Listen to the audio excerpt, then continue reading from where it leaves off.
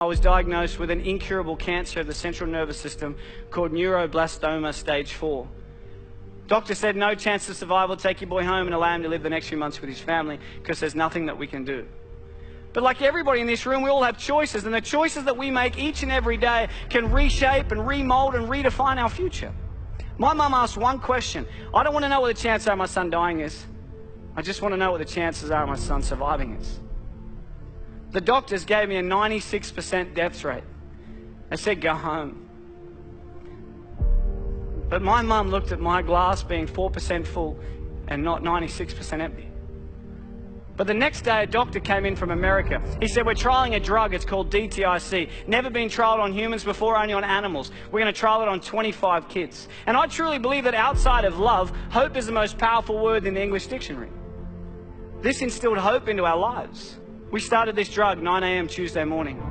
Within 1 month, 20 out of the 25 kids had passed away. Within 90 days, 24 out of the 25 kids were dead.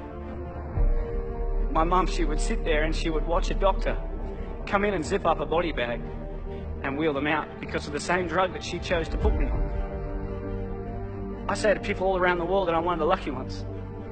But I never say I'm one of the lucky ones because I'm still alive. I say I'm one of the lucky ones because I wasn't my mum. My mum had it tough.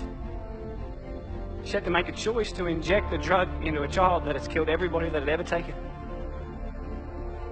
Until one day I was finally allowed to go home. The doctor said to my mum, your son, he will never go to school, he will never play sport, he'll be a housebound baby, and if he reaches his teenage years, it'll be a miracle. But we believed in miracles.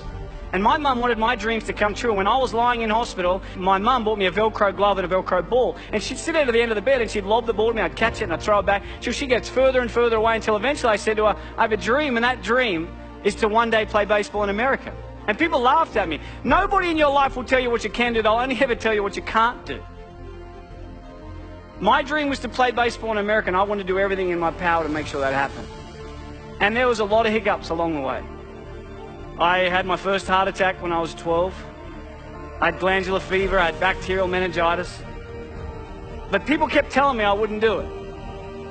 So it made me work really hard to make sure I could do it. I was lucky enough at the age of 17 to sign a contract and live in America and play baseball.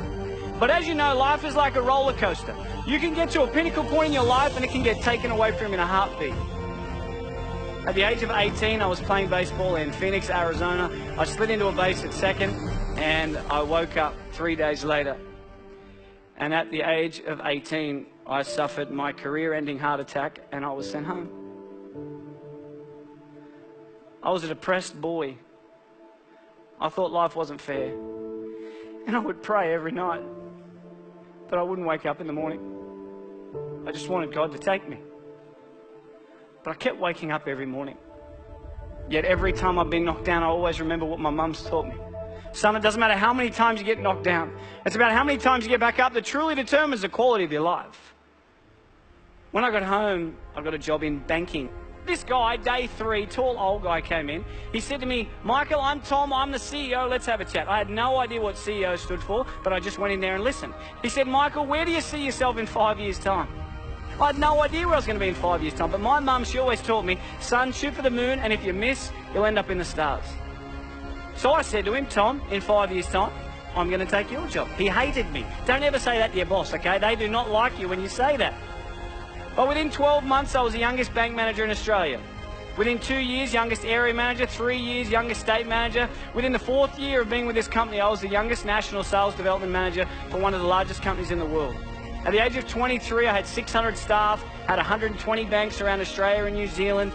I made lots of money. I lived in $1 million house, had a $100,000 sports car, wore the Armani suits and the Rolex, and I reported directly to my mate Tom. But can you imagine if we look at success not about the materialistic possessions that we can take from this world, but rather what we can give back to this world that makes it a better place than what we found it?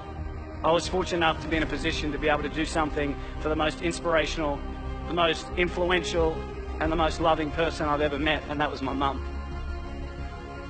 On June 16 last year, I was lucky enough to put a pink ribbon on a door to a brand new home. Now I got a chance to buy my mum a brand new house. to be able to give back to someone that has sacrificed so much for me is without a doubt the greatest gift. It puts a smile on my face knowing that I've been able to help her. And when I was 7, I heard through the curtains the doctor say to my mum, he will never go to sport, he will never play baseball, he will never ever go to school, and if he reaches his teenage years it'll be a miracle. And my mum, she walked out, and I said to her as if I didn't hear, what did the doctor say? And she said, everything's going to be okay, son. When I was 12, I had a heart attack, and the doctor said to my mum, he will never play sport again. She walked out, and I said, what did he say? And she said, everything's going to be okay, son. And earlier this year, I finally got a chance to return the favour. Unfortunately, earlier this year, the doctors found 4 tumours in my throat. I've never seen my wife cry so much in all my life. The doctor said to me, Michael, we're sorry, but tomorrow's not guaranteed, you need to slow down. But that's one thing we all have in common, because no one's guaranteed. I think that life is not about the amount of days that you live on this earth, but it's about what you fit into those days that allows you to live a remarkable life. And I remember driving home, and she called me, my mum, and she said, Mike, what'd the doctor say? And I said to her, Mum, everything's going to be okay.